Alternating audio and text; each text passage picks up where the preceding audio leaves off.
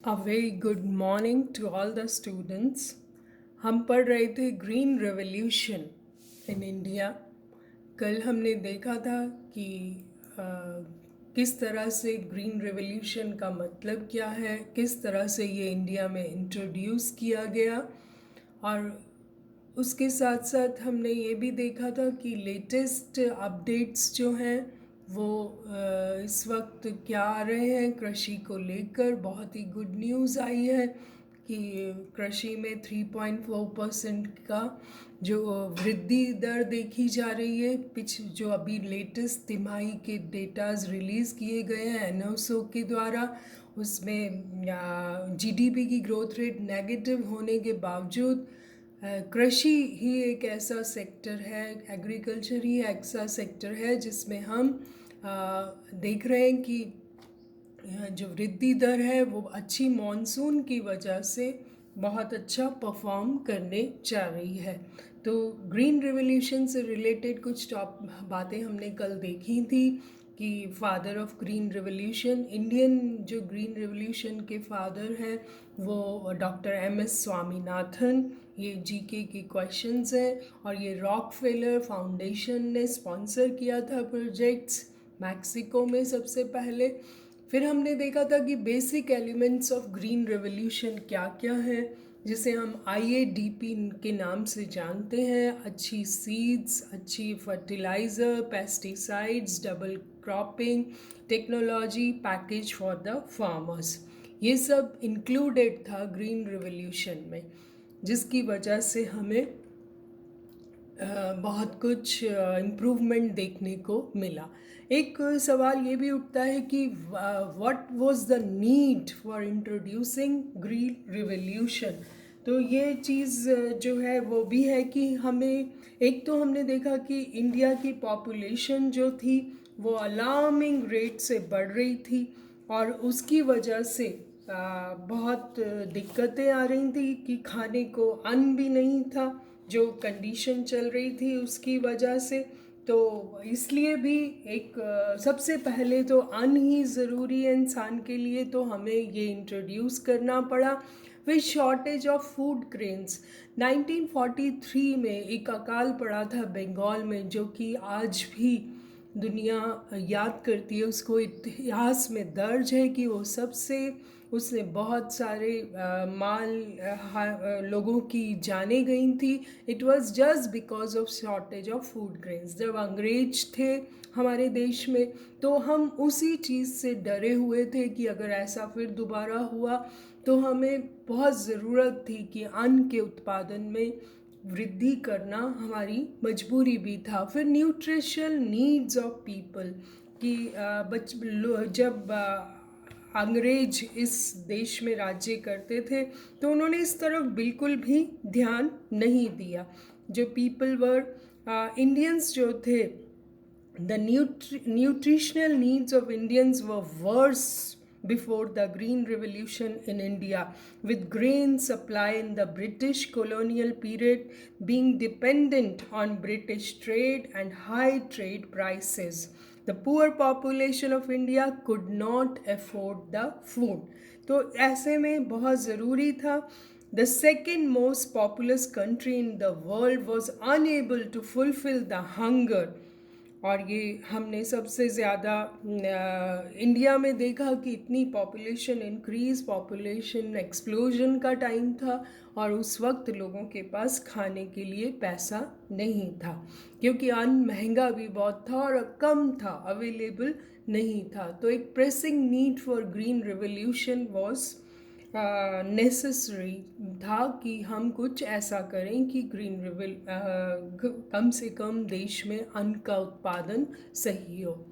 फिर हमने देखा कि इस तरह से ग्रीन रिवोल्यूशन को इंट्रोड्यूस किया गया। तो उसका अगर हम इम्पैक्ट देखें तो बहुत अच्छा इम्पैक्ट, बहुत अच्छा इम्पैक्ट ही आया यूँ कहें तो। सबसे पहले तो इंक्रीज़ इन एग्रीकल्चर प्रोडक्शन, इतना ज़्यादा प्रोडक्शन में इंक्रीज़ हुआ कि हमें उम्मीद नहीं थी।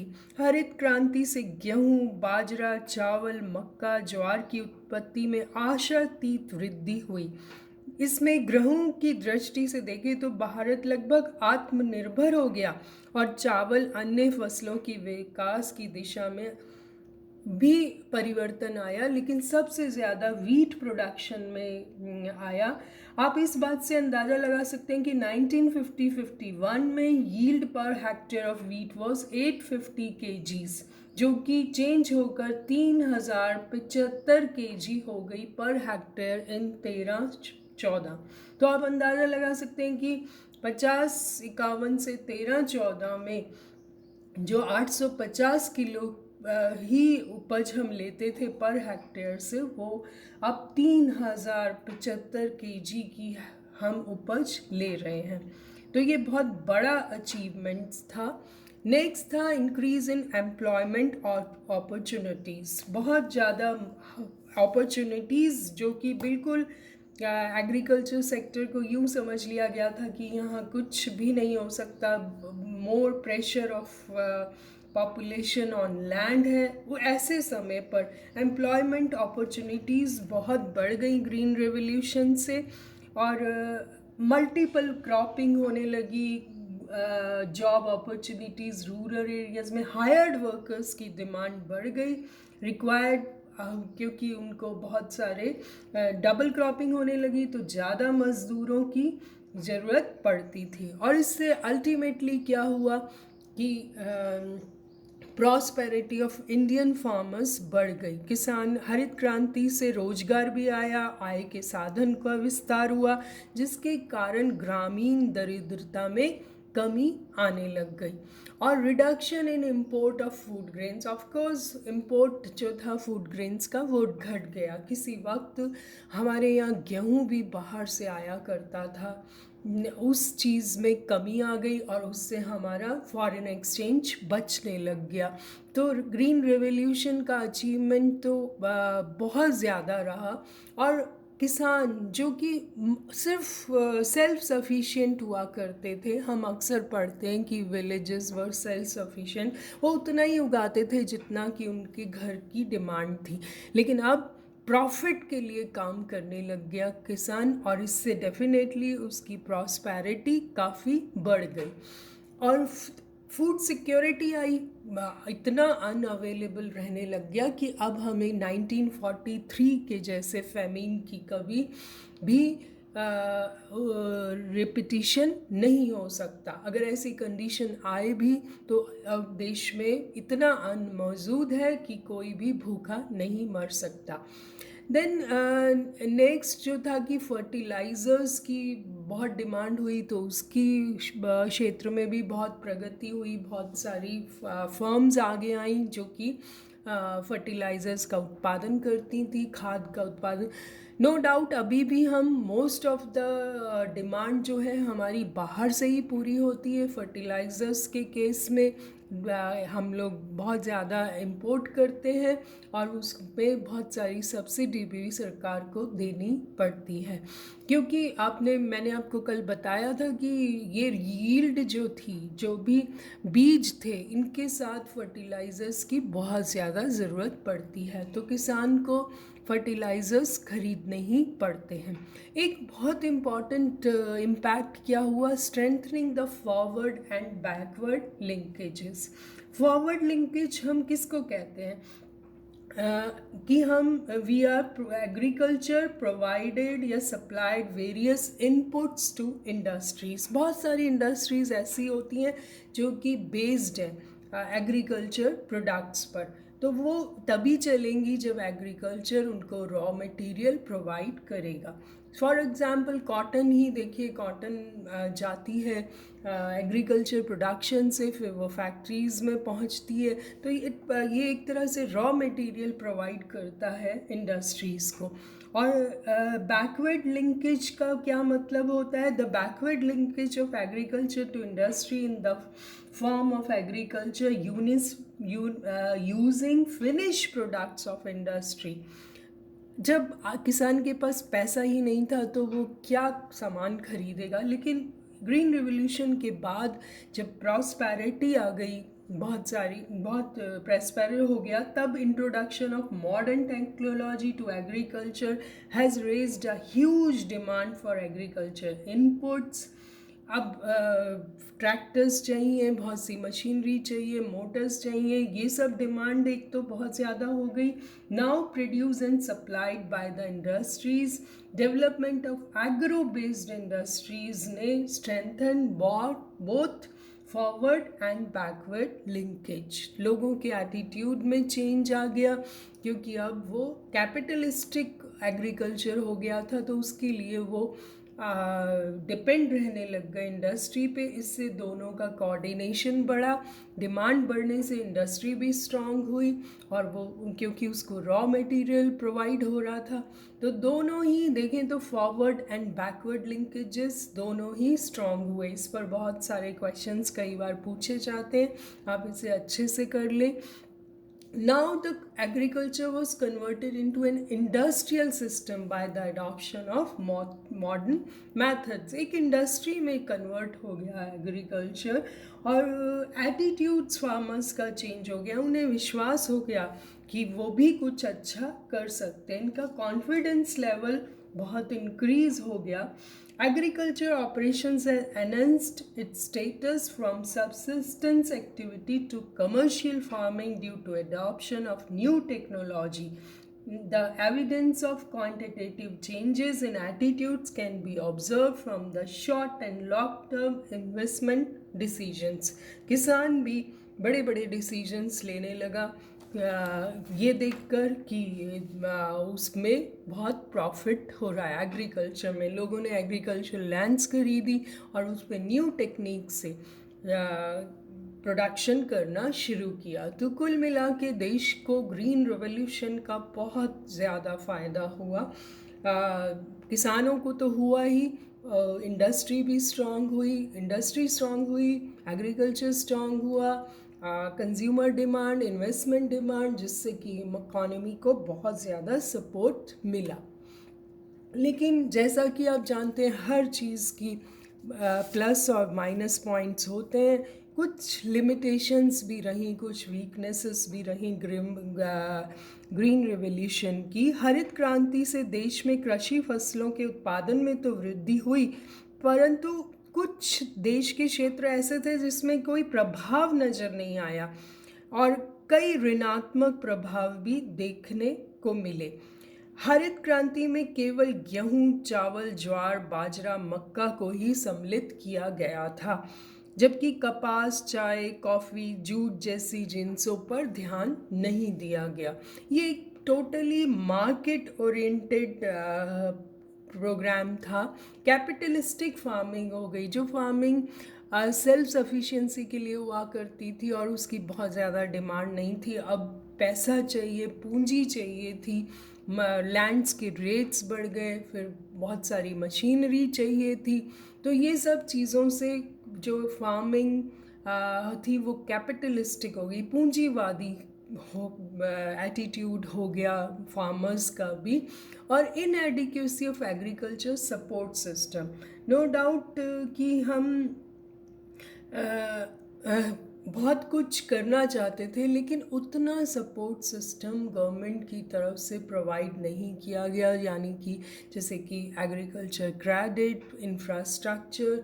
ये हम तब की बात कर रहे हैं 60s और 70s की। आज तो उसमें बहुत कुछ चेंजेस आए हैं, लेकिन उस टाइम जबकि बम्पर क्रॉप्स हो रही थी, पर agriculture support system, market mechanism इतना स्ट्रॉन्ग नहीं था, तो किसानों को बहुत ज़्यादा फ़ायदा नहीं हुआ।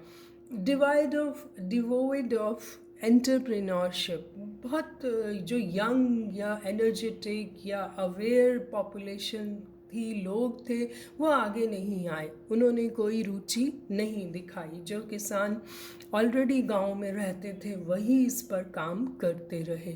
Deficiency of public investment, of course public investment का जो फोकस था वो सब्सिडी पर रहा, ना कि मतलब फर्टिलाइज़र्स को लेकर सरकार ने किसानों को थोड़ा रिलैक्सेशन दिया, लोन्स तो दिए, लेकिन जो एक्चुअली वही बात है कि इंफ्रास्ट्रक्चर प्रोवाइड करना था, उसमें कहीं ना कहीं कहीं कमी रह गई। No common forum for farmers. Main जो ग्रीन रिवोल्यूशन था वो अवेयरनेस पर था कि फार्मर्स को कितनी नॉलेज है नए बीजों की, नए फर्टिलाइज़र्स की, इरिगेशन फैसिलिटीज़ की, तो वो सब कहीं ना कहीं फार्मर्स को प्रोवाइड नहीं किया गया। Small and marginal farmers remain indifferent. जो मोस्टली हम देख रहे हैं कि इंडिया में स्मॉल और मार्जिनल फार्मर्स ही हैं, तो कहीं ना कहीं उन्होंने कोई इंटरेस्ट नहीं लिया क्योंकि उनके पास पूंजी नहीं थी, उनके पास साधन नहीं थे, तो उन्होंने इसमें कोई भी रुचि नहीं दिखाई। जबकि इससे क्या हुआ कि जो अमीर थे फार्मर्स वो और अमीर हो गए और गरीब मार्जिनल फार्मर की हालत और खराब हो गई। दूसरा, इंक्रीज इन रीजनल डिस्पैरिटीज़। हुआ क्या कि though the cropland area increased to 42% till 94-95, यानी कि इतना ज़्यादा इंक्रीज़ हो गया लगभग 42% के, लेकिन फ़ायदा किसको हुआ? Punjab, Haryana and western UP derive the maximum benefits of new agriculture strategy.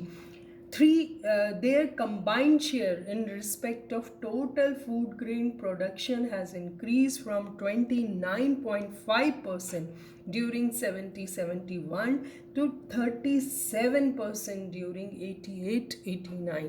तो ये जो 3 स्टेट्स थी, पंजाब, हरियाणा और उसमें भी वेस्टर्न यूपी, इनको सबसे ज़्यादा फ़ायदा हुआ क्योंकि इनके पास ऑलरेडी रिसोर्सेज थे और इरिगेशन पोटेंशियल पहले से ही बहुत ज़्यादा था, जिसकी वजह से ग्रीन रिवोल्यूशन का सारा जो बेनिफिट था वो ये 3 स्टेट्स में ही बट गया। 37% शेयर था इन 3 स्टेट्स का till 88-89। Western states, Gujarat and Maharashtra, registered a marginal increase from 7.9% to 8.6% in the same period। तो आप देख सकते हैं इससे क्या हुआ कि रीजनल डिस्पैरिटी, कुछ स्टेट्स तो बहुत अच्छा कर रही थी और कुछ स्टेट्स में सिर्फ मार्जिनल इंक्रीज ही हुआ। इंटरपर्सनल इनइक्वालिटीज़ बढ़ गई क्योंकि लैंड ओनर्स टेनेंट्स के बीच में अब कमर्शियल रिलेशनशिप हो गया, तो वो उसकी वजह से अमीर लैंडलॉर्ड्स उभर कर आए और टेनेंट्स जो थे वो बहुत गरीब हो गए। अनवांटेड सोशल कॉन्सिक्वेंसेस भी बहुत हुए। Increase mechanisation of farm has resulted huge number of accidents, increasing application of poisonous pesticides without realizing its health hazards has added a sense of serious health problems आ गई उसकी वजह से। आपने सुना ही है कि फर्टिलाइज़र्स जो होती हैं या जो भी केमिकल यूज़ किए जाते हैं वो पेस्टिसाइड्स के लिए, तो वो पॉइजनस होते हैं और उससे किसानों को बहुत सारी हेल्थ प्रॉब्लम्स आ गई और एक्सीडेंट्स भी बहुत हुए मशीनरी को लेकर। तो एक और जो inadequacy of agriculture support system नहीं था, गोडाउन्स नहीं बनाए गए बहुत ज़्यादा। अगर बम्पर क्रॉप होती थी तो पेरिशेबल होती थी, कुछ वक्त में ही ख़त्म हो जाती थी, तो किसान उनको सेव नहीं कर पाए। और इरिगेशन फैसिलिटीज़ तो था ही, तो इनकम थी, तो ये सब चीज़ों की वजह से ये सब वीकनेसेस जो थी वो फेस करनी पड़ी हमें ग्रीन रेवोल्यूशन में। बट स्टिल हम यही कहेंगे, इसको आप अपने शब्दों में कंक्लूड करिएगा जब ये आंसर तैयार करें, कि in spite of all this we have थोड़ा सा सजेशंस देखें हम, तो the range of green revolution should be extended to all regions. कमी कहाँ रह गई कि सभी रीजन्स में बराबर इसको इंट्रोड्यूस नहीं किया गया। The measure should be adopted on a war footing to maximise production. Measures में कहीं ना कहीं कमी रह गई क्योंकि इतना बड़ा देश था, इतने सारे राज्य थे, सबकी क्लाइमेटिक कंडीशन सॉइल्स डिफरेंट थी, तो इसको एक वार फुटिंग लेवल पे इंट्रोड्यूस करना था, लेकिन ऐसा नहीं हो सका। इंफ्रास्ट्रक्चर फैसिलिटीज़ कहीं ना कहीं कमी रह गई। इरिगेशन डैम्स, पानी बहुत चाहिए इन फसलों के लिए, वो नहीं हो सका। आज भी इंडियन फार्मर मॉनसून पे डिपेंड है। बेटर मार्केटिंग फैसिलिटी, आप कितनी भी फसल उगा लें, कितनी बम्पर क्रॉप दें, अगर मार्केट मैकेनिज़्म सॉलिड नहीं है तो किसान को उसकी कीमत नहीं मिलती, उसको उसकी कॉस्ट ऑफ प्रोडक्शन भी नहीं मिलता। तो very sad for the farmers. Production of both food crops and cash crops, हमें सिर्फ फूड क्रॉप से ही काम नहीं चलाना, वी नीड कैश क्रॉप्स, ताकि ये कैश क्रॉप्स क्या है कि किसान को पैसा देते हैं कॉस्ट ऑफ प्रोडक्शन से, उनको उसको वो एक इंसेंटिव है, क्योंकि उन्हें प्रॉफिट से कैश क्रॉप से ज़्यादा मिलता है, उसमें मार्जिन ज़्यादा होता है। Then emphasis more on biotechnologies and eco technologies. जो आज का वक्त है, एनवायरनमेंट को बहुत नुकसान हो रहा है। आने वाली जनरेशन्स, हम पढ़ रहे हैं सस्टेनेबल डेवलपमेंट का कॉन्सेप्ट, उनके लिए हमें कुछ करना है। तो हमारा एम्फेसिस ज़्यादा फर्टिलाइज़र्स का यूज़, ज़्यादा पानी का यूज़, तो इट विल बी कहीं ना कहीं लॉन्ग रन में ये एनवायरनमेंट को इफ़ेक्ट करेगा। तो are emphasis more on biotechnologies and eco technologies. तो इस तरह से ये यहीं खत्म, हम आज इसको यहीं पर फिनिश करते हैं। ग्रीन रेवोल्यूशन, आप इसे डिटेल में दोनों वीडियोस देखकर अपना आंसर तैयार करें। Thank you so much.